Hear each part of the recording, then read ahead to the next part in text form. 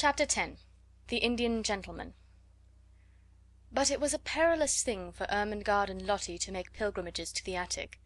They could never be quite sure when Sara would be there, and they could scarcely ever be certain that Miss Amelia would not make a tour of inspection through the bedrooms after the pupils were supposed to be asleep.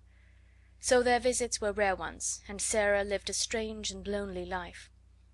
It was a lonelier life when she was downstairs than she was in her attic. She had no one to talk to, and when she was sent out on errands and walked through the streets, a forlorn little figure carrying a basket or a parcel, trying to hold her hat on when the wind was blowing, and feeling the water soak through her shoes when it was raining, she felt as if the crowds hurrying past her made her loneliness greater. When she had been the Princess Sara, driving through the streets in her brougham, or walking attended by Mariette, the sight of her bright, eager little face and picturesque coats and hats had often caused people to look after her.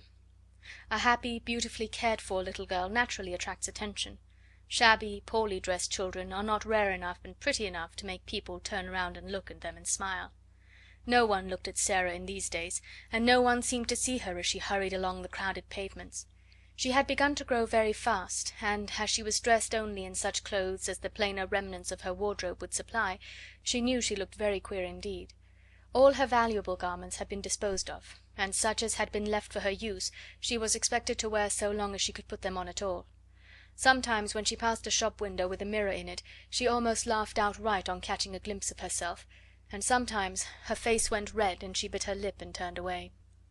In the evening, when she passed houses whose windows were lighted up, she used to look into the warm rooms and amuse herself by imagining things about the people she saw sitting before the fires or about the tables. It always interested her to catch glimpses of rooms before the shutters were closed.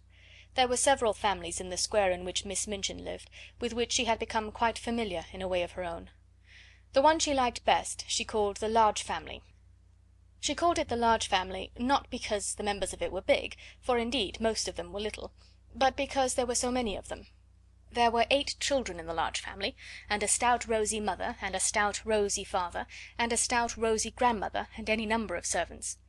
The 8 children were always either being taken out to walk or to ride in perambulators by comfortable nurses, or they were going to drive with their mamma, or they were flying to the door in the evening to meet their papa, and kiss him, and dance around him, and drag off his overcoat, and look in the pockets for packages, or they were crowding about the nursery windows, and looking out, and pushing each other, and laughing. In fact, they were always doing something enjoyable and suited to the tastes of a large family. Sara was quite fond of them, and had given them names out of books, quite romantic names. She called them the Montmorencys, when she did not call them the large family. The fat, fair baby with the lace cap was Ethelberta Beauchamp Montmorency. The next baby was Violet Cholmondeley Montmorency. The little boy who could just stagger, and who had such round legs, was Sidney Cecil Vivian Montmorency, and then came Lilian Evangeline Maud Marian, Rosalind Gladys, Guy Clarence, Veronica Eustasia, and Claude Harold Hector. One evening a very funny thing happened, though perhaps in one sense it was not a funny thing at all. Several of the Montmorencys were evidently going to a children's party, and just as Sara was about to pass the door, they were crossing the pavement to get into the carriage which was waiting for them. Veronica Eustasia and Rosalind Gladys, in white lace frocks and lovely sashes, had just got in, and Guy Clarence, aged 5, was following them. He was such a pretty fellow, and had such rosy cheeks and blue eyes, and such a darling little round head covered with curls, that Sara forgot her basket and shabby cloak altogether, in fact, forgot everything but that she wanted to look at him for a moment. So she paused and looked. It was Christmas time, and the large family had been hearing many stories about children who were poor, and had no mammas and papas to fill their stockings and take them to the pantomime, children who were, in fact, cold and thinly clad and hungry. In the stories, kind people, sometimes little boys and girls with tender hearts, invariably saw the poor children, and gave them money or rich gifts, or took them home to beautiful dinners. Guy Clarence had been affected to tears that very afternoon by the reading of such a story, and he had burned with a desire to find such a poor child, and give her a certain sixpence he possessed, and thus provide for her for life. An entire sixpence, he was sure, would mean affluence for evermore. As he crossed the strip of red carpet laid across the pavement from the door to the carriage, he had this very sixpence in the pocket of his very short man o' war trousers. And just as Rosalind Gladys got into the vehicle and jumped on the seat in order to feel the cushions spring under her, he saw Sara standing on the wet pavement in her shabby frock and hat, with her old basket on her arms, looking at him hungrily. He thought that her eyes looked hungry because she had perhaps had nothing to eat for a long time. He did not know that they looked so because she was hungry for the warm merry life his home held and his rosy face spoke of, and that she had a hungry wish to snatch him in her arms and kiss him. He only knew that she had big eyes and a thin face and thin legs and a common basket and poor clothes. So he put his hand in his pocket and found his sixpence and walked up to her benignly.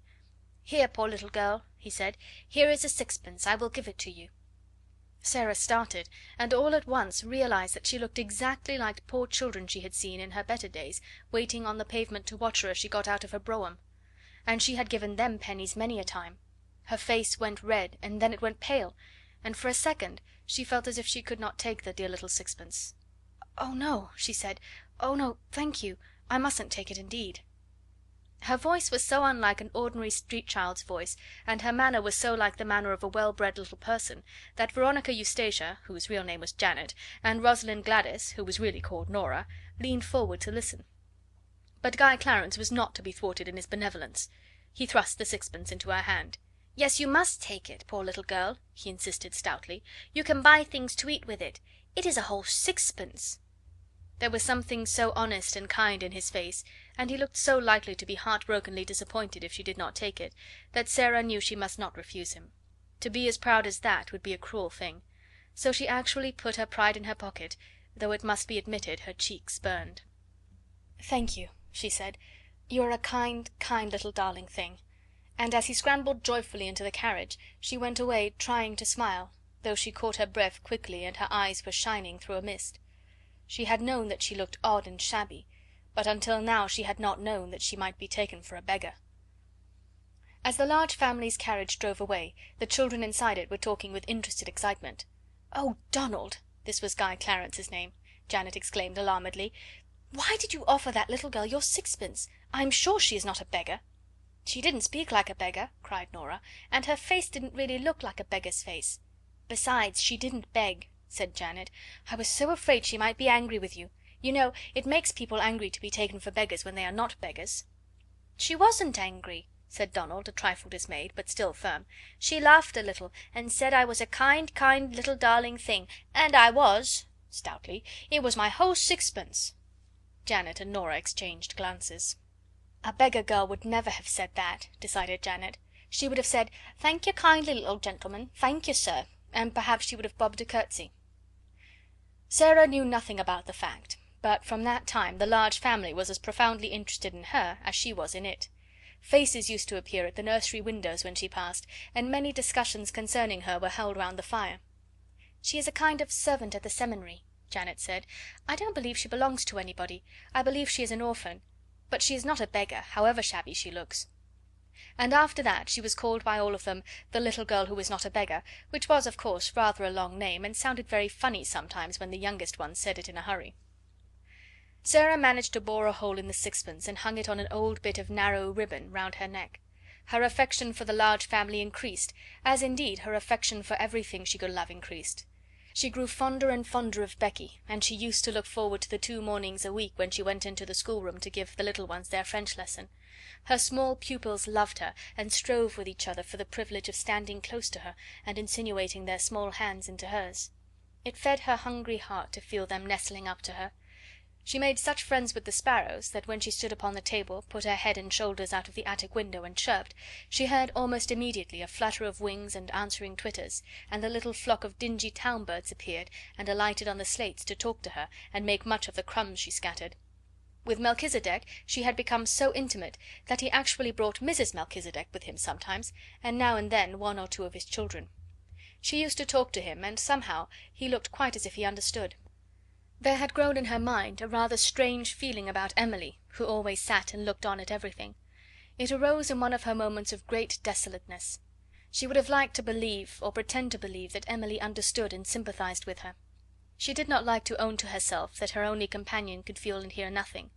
She used to put her in a chair sometimes and sit opposite to her, on the old red footstool, and stare and pretend about her until her own eyes would grow large with something which was almost like fear, particularly at night when everything was so still, when the only sound in the attic was the occasional sudden scurry and squeak of Melchisedec's family in the wall. One of her pretends was that Emily was a kind of good witch who could protect her. Sometimes, after she had stared at her until she was wrought up to the highest pitch of fancifulness, she would ask her questions, and find herself almost feeling as if she would presently answer. But she never did. "As to answering, though," said Sara, trying to console herself, "I don't answer very often. I never answer when I can help it. When people are insulting you there is nothing so good for them as to not say a word, just to look at them and think. Miss Minchin turns pale with rage when I do it, Miss Amelia looks frightened, and so do the girls. When you will not fly into a passion, people know you are stronger than they are, because you are strong enough to hold in your rage, and they are not, and they say stupid things they wish they hadn't said afterward. There's nothing so strong as rage, except what makes you hold it in. That's stronger. It's a good thing not to answer your enemies. I scarcely ever do. Perhaps Emily is more like me than I am like myself. Perhaps she would rather not answer her friends even. She keeps it all in her heart." But though she tried to satisfy herself with these arguments, she did not find it easy. When, after a long hard day, in which she had been sent here and there, sometimes on long errands through wind and cold and rain, she came in wet and hungry, and was sent out again because nobody chose to remember that she was only a child, and that her slim legs might be tired and her small body might be chilled; when she had been given only harsh words and cold slighting looks for thanks; when the cook had been vulgar and insolent; when Miss Minchin had been in her worst mood, and when she had seen the girls sneering among themselves at her shabbiness, then she was not always able to comfort her sore, proud, desolate heart with fancies, when Emily merely sat upright in her old chair and stared. One of these nights, when she came up to the attic, cold and hungry, with a tempest raging in her young breast, Emily's stare seemed so vacant, her sawdust legs and arms so inexpressive, that Sara lost all control over herself. There was nobody but Emily, no one in the world, and there she sat. "I shall die presently," she said at first. Emily simply stared. "I can't bear this," said the poor child, trembling. "I know I shall die. I'm cold, I'm wet, I'm starving to death. I've walked 1,000 miles to day, and they have done nothing but scold me from morning until night; and because I could not find the last thing the cook sent me for, they would not give me any supper. Some men laughed at me because my old shoes made me slip down in the mud. I'm covered with mud now, and they laughed. Do you hear?" She looked at the staring glass eyes and complacent face, and suddenly a sort of heart-broken rage seized her. She lifted her little savage hand and knocked Emily off the chair, bursting into a passion of sobbing. Sara, who never cried.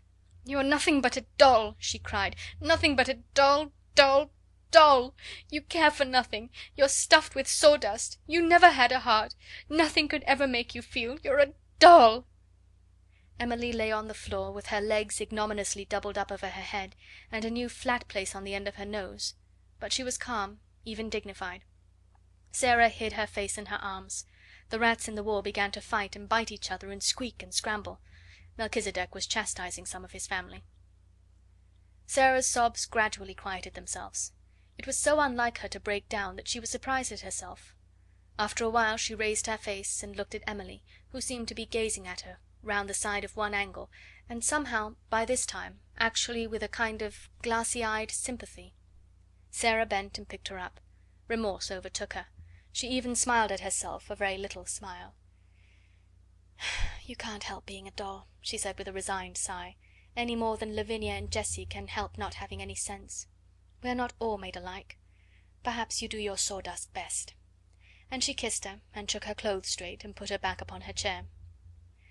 She had wished very much that some one would take the empty house next door. She wished it because of the attic window which was so near hers. It seemed as if it would be so nice to see it propped open some day, and a head and shoulders rising out of the square aperture. If it looked a nice head, she thought, I might begin by saying good morning, and all sorts of things might happen. But of course it's not really likely that anyone but under-servants would sleep there.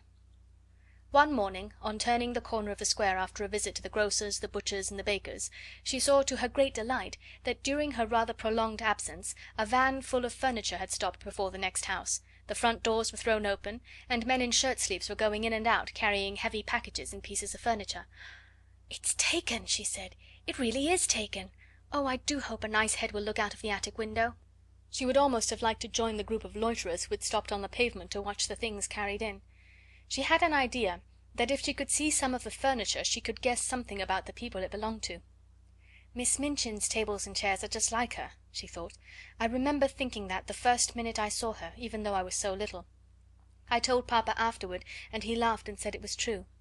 I'm sure the Large Family had fat, comfortable armchairs and sofas, and I can see that their red flowery wallpaper is exactly like them. It's warm and cheerful and kind-looking and happy." She was sent out for parsley to the greengrocer's later in the day, and when she came up the area steps her heart gave quite a quick beat of recognition. Several pieces of furniture had been set out of the van upon the pavement. There was a beautiful table of elaborately wrought teakwood, and some chairs and a screen covered with rich Oriental embroidery. The sight of them gave her a weird, homesick feeling. She had seen things so like them in India. One of the things Miss Minchin had taken from her was a carved teakwood desk her father had sent her. "They're beautiful things," she said. "They look as if they ought to belong to a nice person. All the things look rather grand. I suppose it is a rich family." The vans of furniture came and were unloaded and gave place to others all the day. Several times it so happened that Sara had an opportunity of seeing things carried in. It became plain that she had been right in guessing that the newcomers were people of large means. All the furniture was rich and beautiful, and a great deal of it was Oriental. Wonderful rugs and draperies and ornaments were taken from the vans, many pictures and books enough for a library. Among other things was a superb god Buddha in a splendid shrine. "Someone in the family must have been in India," Sara thought. "They have got used to Indian things and like them. I am glad. I shall feel as if they were friends, even if a head never looks out of the attic window." When she was taking in the evening's milk for the cook there was really no odd job she was not called upon to do she saw something occur which made the situation more interesting than ever. The handsome, rosy man who was the father of the Large Family walked across the square in the most matter-of-fact manner and ran up the stairs of the next door house. He ran up them as if he felt quite at home and expected to run up and down them many a time in the future. He stayed inside quite a long time, and several times came out and gave directions to the workmen as if he had a right to do so. It was quite certain that he was in some intimate way connected with the newcomers, and was acting for them. "If the new people have children," Sara speculated, "the Large Family will be sure to come and play with them, and they might come up into the attic just for fun." At night, after her work was done, Becky came in to see her fellow prisoner and bring her news. "It's an Indian gentleman that's coming to live next door, miss," she said. "I don't know whether he's a black gentleman or not, but he's an Indian one. He's very rich, and he's ill, and the gentleman of the Large Family's his lawyer. He's had a lot of trouble, and it's made him ill and low in his mind. He worships idols, miss. He's an heathen and bows down to wood and stone. I seen a idol being carried in for him to worship. Somebody had ought to send him a track. You can get a track for a penny." Sara laughed a little. "I don't believe he worships that idol," she said. "Some people like to keep them to look at because they're interesting. My papa had a beautiful one, and he did not worship it." But Becky was rather inclined to prefer to believe that the new neighbour was an heathen. It sounded so much more romantic than that he should merely be the ordinary kind of gentleman who went to church with a prayer book. She sat and talked long that night of what he would be like, of what his wife would be like if he had one, and of what his children would be like if they had children. Sara saw that privately she could not help hoping very much that they would all be black and would wear turbans, and above all that, like their parent, they would all be heathens. "I'll never live next door to no heathens, miss," she said. "I should like to see what sort of ways they'd have." It was several weeks before her curiosity was satisfied, and then it was revealed that the new occupant had neither wife nor children. He was a solitary man with no family at all, and it was evident that he was shattered in health and unhappy in mind. A carriage drove up one day and stopped before the house. When the footman dismounted from the box and opened the door, the gentleman who was the father of the Large Family got out first. After him there descended a nurse in uniform, then came down the steps two men servants. They came to assist their master, who, when he was helped out of the carriage, proved to be a man with a haggard, distressed face, and a skeleton body wrapped in furs. He was carried up the steps, and the head of the Large Family went with him, looking very anxious. Shortly afterward a doctor's carriage arrived, and the doctor went in, plainly to take care of him. "There is such a yellow gentleman next door, Sara," Lottie whispered at the French class afterward. "Do you think he's a Chinee? The geography says that Chinee men are yellow." "No, he is not Chinese," Sara whispered back. "He is very ill. Go on with your exercise, Lottie. Non, monsieur, je n'ai pas le canif de mon oncle." That was the beginning of the story of the Indian gentleman. End of chapter 10.